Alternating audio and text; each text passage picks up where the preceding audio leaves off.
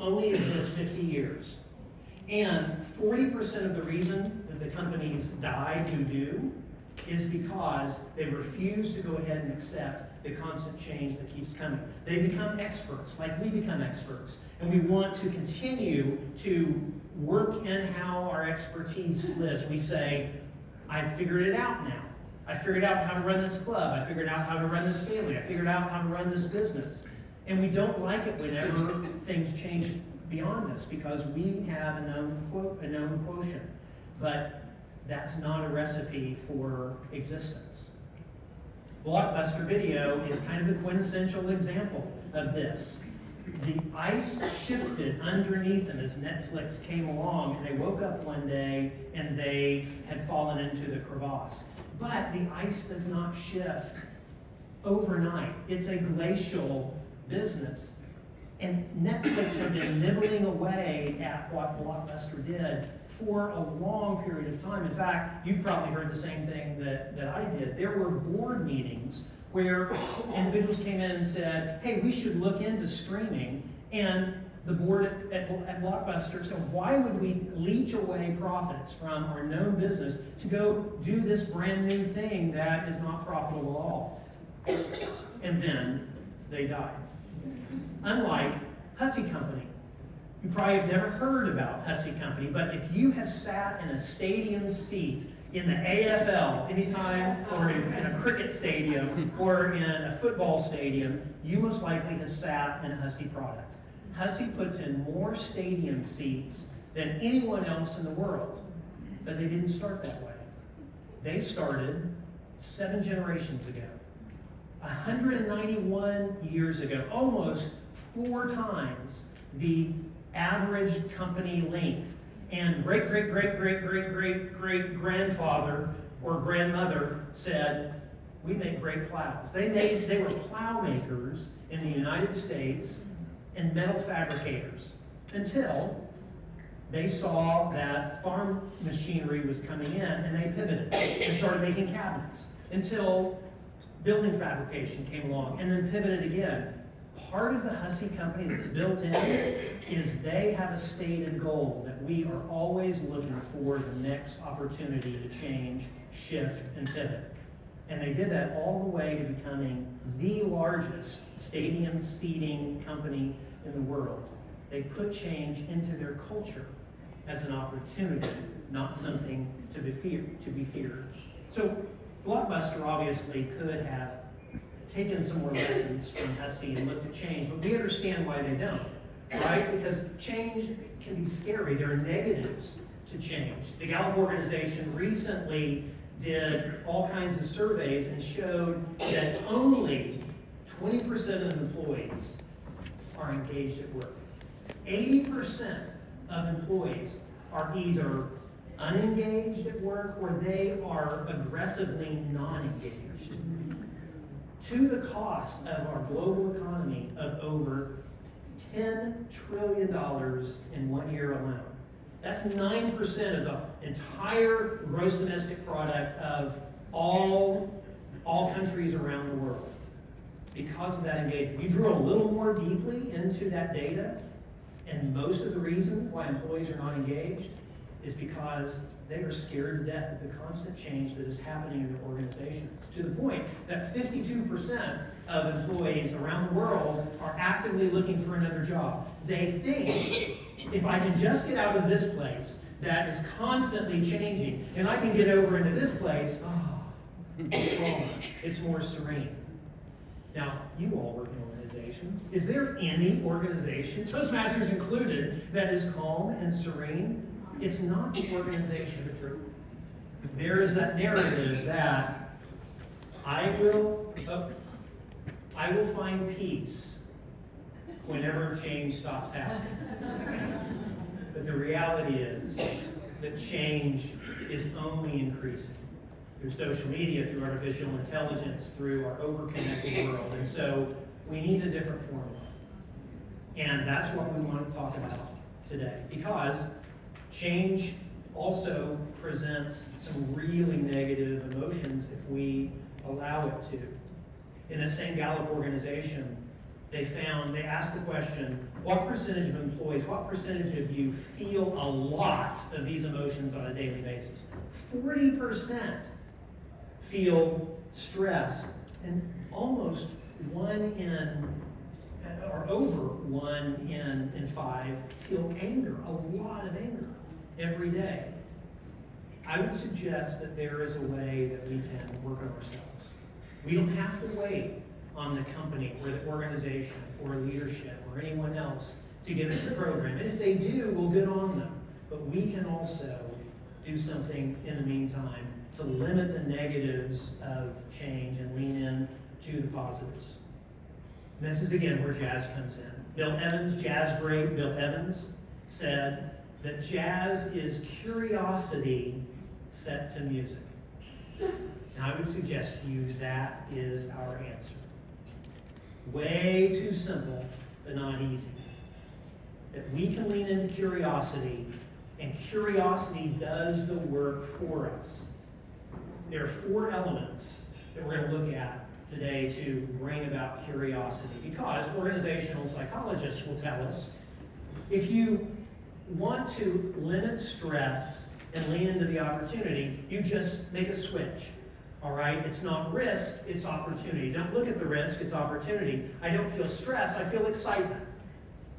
We can do that. But I do a lot of talking with teams in companies and executive coaching.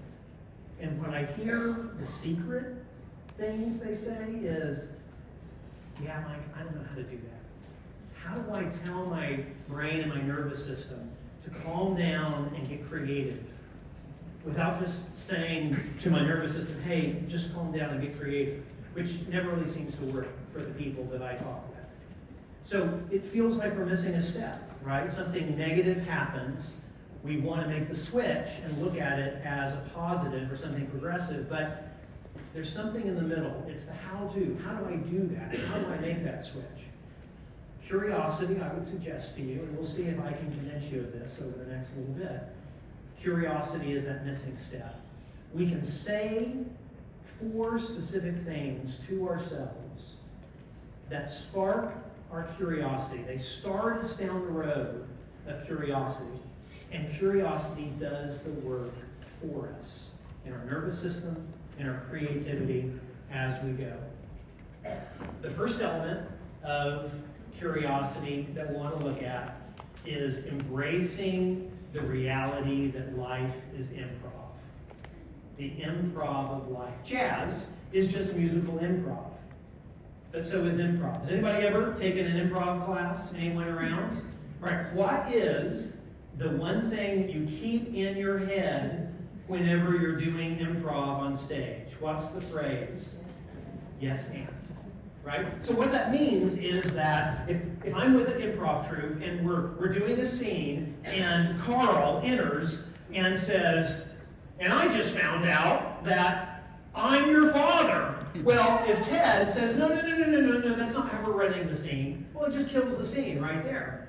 But when Carl comes walking in and says, and I just found out that I'm your father, then everybody else, the job of everyone else is, yes, this is our new reality. Doesn't really matter what existed before. Doesn't really matter what my expectation of the scene was. Yes, this is my new reality, and this is where we go from here. I all of a sudden am in a corner of the room. There is nothing behind me. From this corner of the room, yes, I am right here. And where do we take this? From that launching pad, from that spot, yes, and moves us into embracing the reality that is existent right now and allows us to be more creative. I learned this really well whenever my daughter Macy was to be born. It started out to be a very normal doctor's visit. My wife was pregnant. She had a ways to go, but she was getting close. We went to the doctor's office, and we assumed we'd just go back home until the doctor saw the test results and came in and said, we're going to walk together over to the hospital.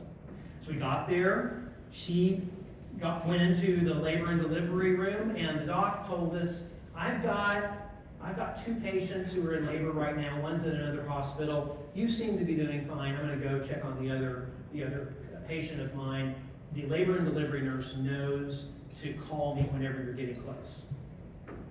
Well, Julie is one of these people who knows her body well, and she'd had 3 babies by this point. She knew that she progresses very slowly until she doesn't, and then she progresses quickly. So, as we're standing around, the nurse was in and out of the room, and Julie looked at me and said, "This baby is coming. Where is our doctor?" Yes.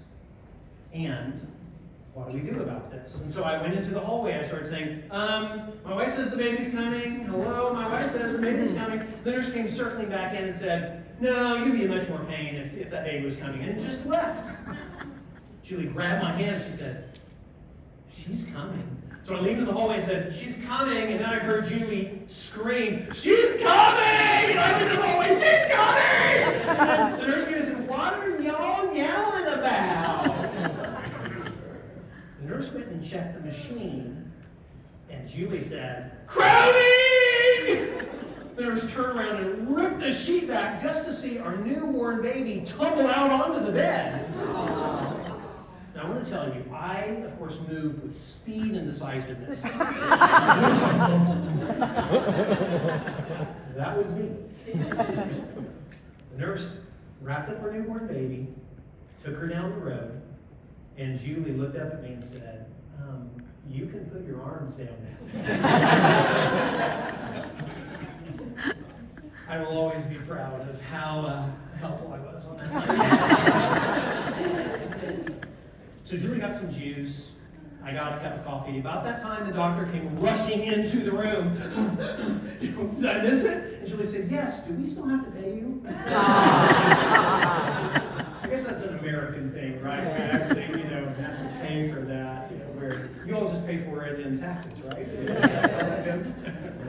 So the doctor did not laugh at that question. So we were talking about how crazy that was, and doctor left, came back in with her newborn baby and said, "Your baby has been born deaf." Oops. Yes, this is our new reality. And how do we help her life be the most rich it can be from this place? Because every amount of energy that we would spend wishing that that had not happened is an amount of energy that we could not spend to make her life as good and rich as it can be going forward. And so if I don't allow myself to do the hard work of saying, yes, this is my reality and I must accept it completely. And my friends, that's hard. It's not easy, but it is oh so rewarding.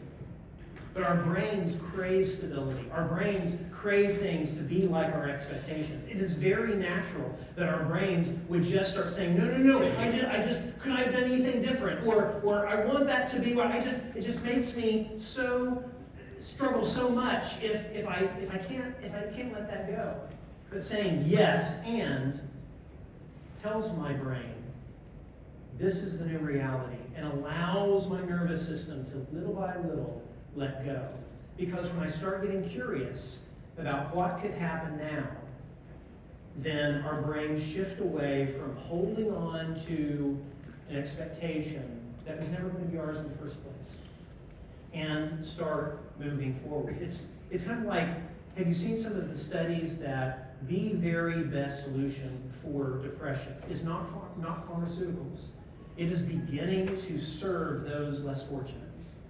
Because we begin to, service is something that we were either designed for or evolved into, that when we serve, our entire nervous system starts moving in that direction, and we will let go of what our expectation was. We will let go of the things that hold us back. Yes, and is how we embrace that going forward. And so now, Macy has had an amazing life because her mother, in the yes and, started researching constantly how all of these people around the world who had been born deaf, and then what? And what else? She kept asking and kept searching via the internet. And what she discovered was a Japanese doctor who had found that even profoundly deaf individuals have usable hearing. It's just that without focusing on those sounds, the brain starts seeing it as superfluous noise. So it's kind of like, have you ever known anyone who lives next to train tracks and they stop hearing the train going by? It's that very thing. The brain says, that is unusable information, and starts to ignore it. But if you can amplify those sounds, then the brain starts seeing that as usable information, and people can actually learn to listen. And so we decided, and it's somewhat controversial, but we decided we want at least to give our daughter that option. And so today, Macy loves music. She would be at 5 years old, early in the morning, putting her ear up against a super loud speaker and just dancing. And she's learned to read lips incredibly well. In fact, we'll all go to eat as a family, and we'll sit there, and she will look across a crowded restaurant and turn and say to her brother, oh, Justice, that girl over there, she thinks you're cute. And it's gotten so good that all of Macy's friends want to invite Macy to their parties for college, because Macy can just sit in the corner and then figure out all of their other friends' secrets and then tell them after. Macy's had an incredible life because, particularly her mother, did not waste a lot of time wishing something was different. She said, yes, this is my new reality, and what do we do with this? What can we do with this?